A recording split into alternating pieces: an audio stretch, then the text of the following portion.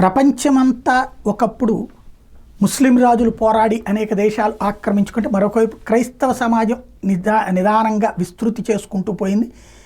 ఇక్కడ ప్రపంచంలో ఇప్పుడు హయ్యెస్ట్ క్రైస్తవ దేశాలు ఉంటాయి 80కి పైగా, 50కి పైగా ముస్లిం దేశాలు ఉంటాయి.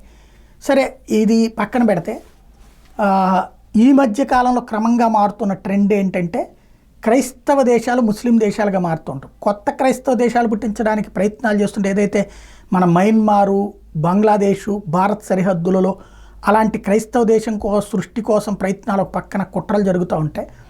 రెండో పక్కన ఉన్న క్రైస్తవుల్ని ఆఫ్రికా ఖండంలో అనేక చోట్ల బోకో హరాం లాంటి వాళ్ళు వచ్చి ముస్లిం వైపుకి అక్కడ ఉన్న ప్రజల్ని యుద్ధం చేసి ప్రాణాలు తీసి మరీ మత మార్పిళ్ళు చేస్తున్నారు. ఆ మహిళల్ని ఎత్తుకుపోయి పెళ్ళిళ్ళు చేసుకుని అట్లా పెట్టుకుని.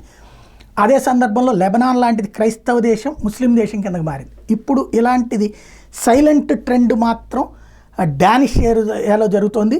డానిష్ క్రిస్టియన్ యువత చాలా పెద్ద ఎత్తున ఇస్లాం వైపు కన్వర్ట్ అవుతున్నారు అన్నటువంటిది ప్రధానంగా హైలైట్ అవుతుంది. యూరప్ సమాజంలో ఇది కొత్త చర్చకి తావిచ్చింది.